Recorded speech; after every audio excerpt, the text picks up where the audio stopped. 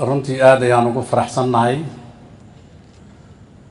mudane ra'iisul wasaare waana kaaga mahadcelinaynaa munaasabadan casho sharafta aad ugu tala gashay baarlamaanka Soomaaliyeed. waxaan aaminsanahay waxay muujinaysaa wada shaqaynta hay'adaha dawladda inay u socoto meelihii loogu talagalay ama kalsoonida dhexdooda ah inay weynaanayso.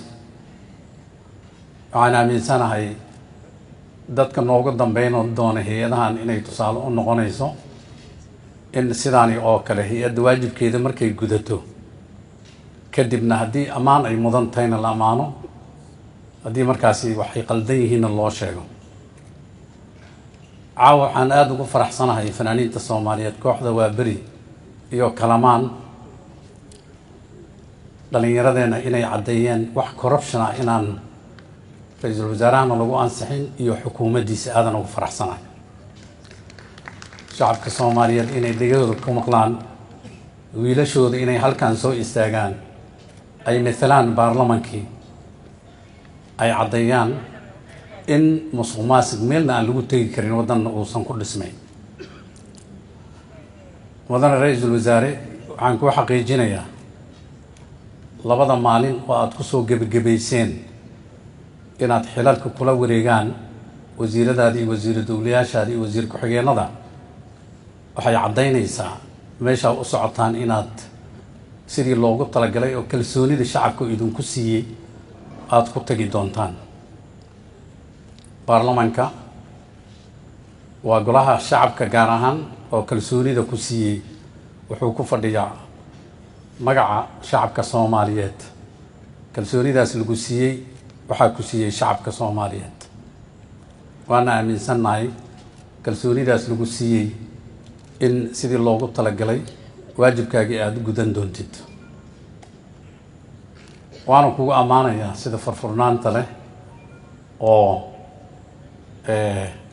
xukuumaddaadii markaad keentay baarlamaanka guud ahaan baarlamaanka intaa markaa fadhiday inay u codeeyaan hal qofna aanan diidin qofna aanan ka aamusin. sidaasi oo kale kalsoonisiintaadii sidaasi ay ahayd. taas waxay tusaale u tahay sida adiga aada ugu dadaashay in wax la isla ogol yahay ama ha noqoto qaabka awood qaybsiga loo qaybsaday Soomaaliya ilaa hadda ay wax u qaybsato inaadan dhinacna aadan u dhicin. taasay tusaale u tahay.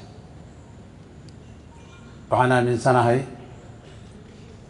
meesha loo socdo adaa noo sheegay waddankan 2020 iyo 2021 waxaa lagaaga fadhiyaa in waddankan doorasho aad gaarsiisid, doorasho nabad ku dhacda oo sidii loogu talagalay shacabka meel walba oo Soomaaliya ay ka joogaan. aan aaminsanahay sida codka kalsoonida aad ugu heshay adiga iyo xukuumaddaada in kalsooni aad ka heli doontid shacabka Soomaaliyeed haddii meeshii ay u socdeen aad adigu gaarsiisid. hadalkayga waxaan kusoo gebagabaynayaa halkan inaan uga mahadceliyo madaxweynaha jamhuuriyadda federaalka Soomaaliya oo muddadan dambe aad ugu howlanaa waddankan sida uu u gaari lahaa doorasho nooc walba ha noqoto. waad dareemi kartaan markii hore annaga waxaan ansaxinay ka baarlamaan ahaan doorasho toosan in 2020 taas oo madaxweynaha uu saxiixay halkaanuu ku saxiixay.